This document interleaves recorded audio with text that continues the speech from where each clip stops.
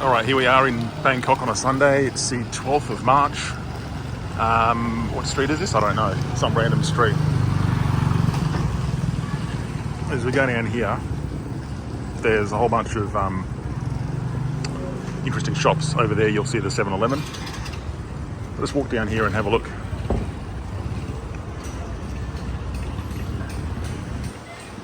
People are cooking food on the side of the street,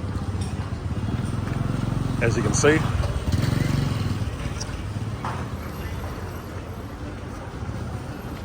They say that it's not exactly safe to eat. Could if you're game, but anyway, this is how the people make their living. As you can see, the telephone lines, the wires above, you can see. Motorbikes parked on the side of the street. It's very humid, it's 32 degrees.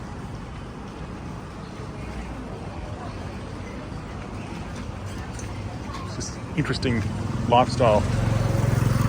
Got a massage there. There you go, they're cooking stuff to sell on the side of the street. They call street food, right? Bangkok street food.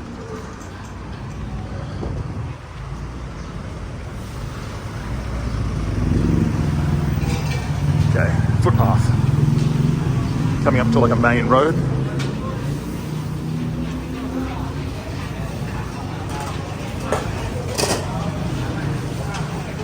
Tuk-tuks. It's walking. It's interesting. What are they doing here? Stuff under the ground. Wow.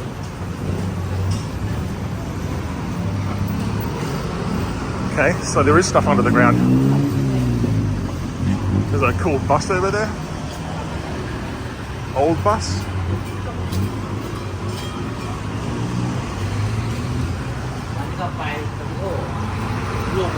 This is more of a main street. This is a street that we can see from the hotel.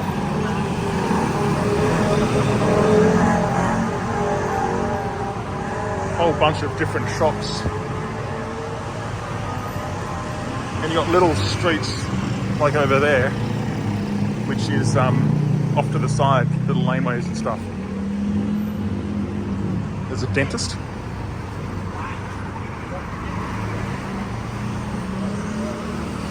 What's down here? You can see like a little, I don't know if you can see the dog down there or a cat.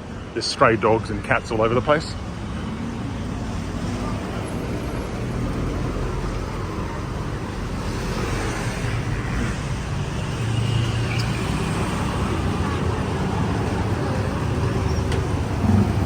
Love these tuk-tuks. Some of them are done up really nicely, like awesome mufflers, and they've got like lights underneath that glow on the road as they drive along at night. They look great, really good.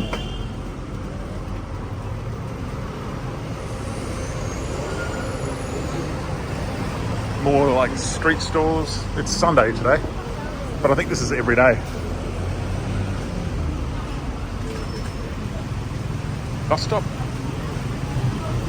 with no air conditioning. Some sort of a lottery. More food on the side of the street. You gotta be careful what you eat here, because a lot of it's washed with water that's not totally clean. Carries parasites and bacteria, diseases, and some other things as well. So, whoa.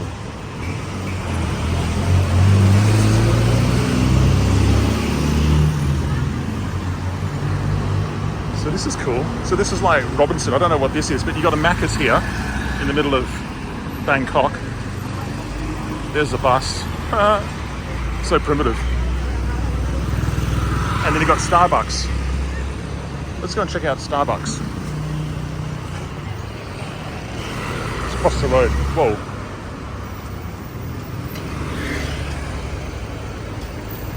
Okay, didn't cross the road properly. You meant to just keep walking and they'll stop for you. That was pretty scary. Really scary. They say that to cross the road you just walk, because otherwise they're not going to stop for you. All right. Wow. So this is like sort of a more of an upmarket American sort of area. Spin it around, you'll see like what it looks like over here.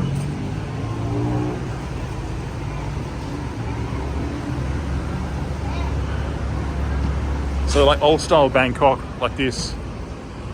Stuff on the side of the streets. And you got like the Americanized version. Let's check out the menu for Macca's.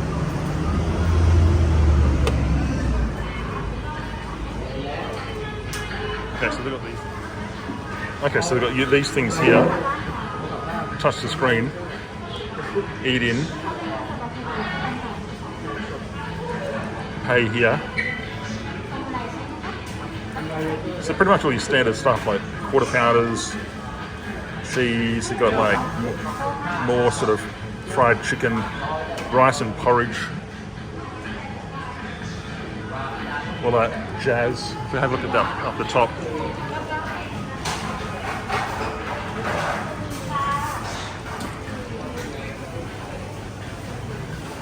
So most of it's the same, like quarter pounders and Big Macs and things like that.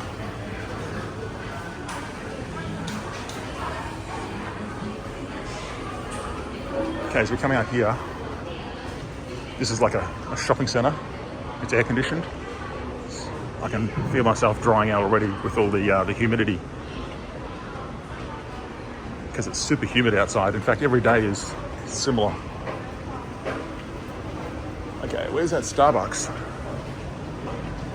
So as you can see, it's very much similar to what we get back home. The body shop is there. Same brand, some of the same branding is here. They always put suitcases. They always have suitcases here, like at strategic locations, because they know that tourists come and they buy a whole bunch of stuff. They can't get it back home, so they buy a suitcase. Oh, there's KFC. I had KFC yesterday for lunch, but they don't have twisters.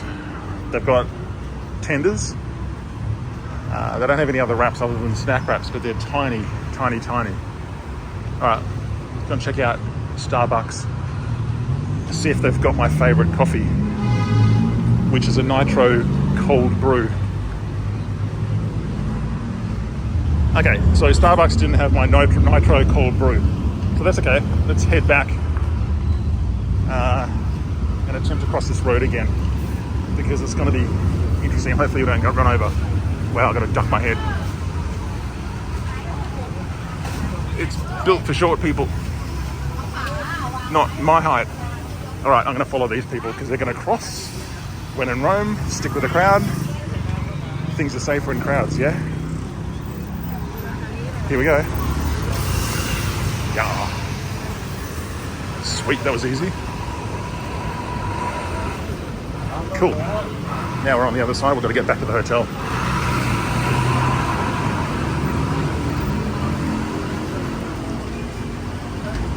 I don't know if you saw that there was a kid there that was obviously sick, which is not great. But anyway, that's what it is. It's a third world country, which means developing or poor. So it's not developing because it's been here for years, it's more so poor. I looked it up last night on Wikipedia. That's the terminology or the definition for third world.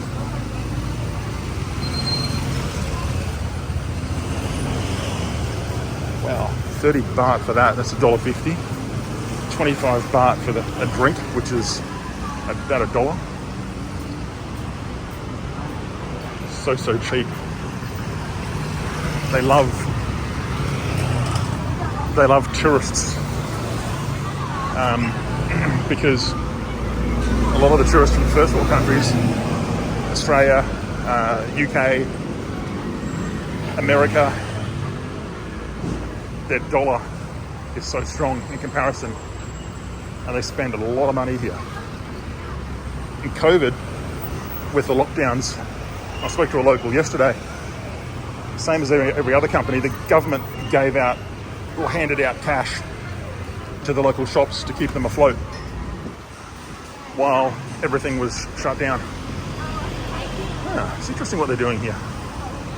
It'd be good to know what's under the footpath versus what's above. Ugh, gross. That is gross. All right, Cafe Amazon. Wow. right, let's head back on the other side.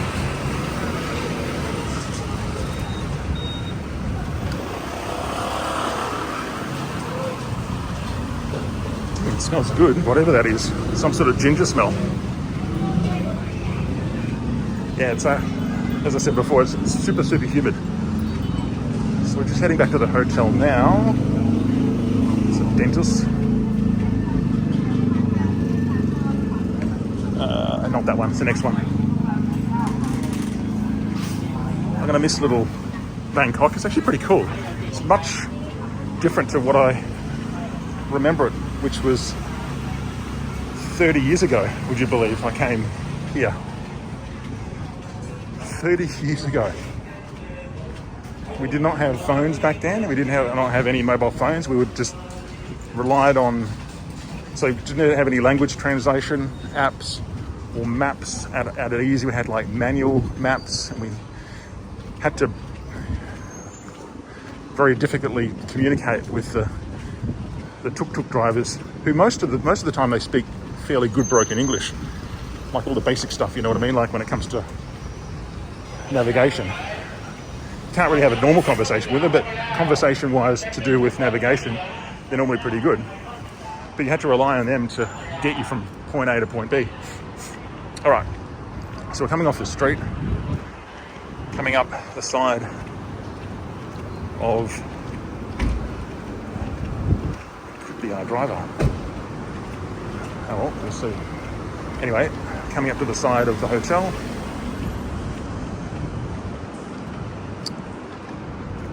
And as we walk in, you'll see the difference. It's much, it's like an international hotel. And as you would imagine, a lot of them speak English. Again, not perfect, but better than your average tuk-tuk driver. It's like there's different levels of English. All right, so let's go in. This is the entrance.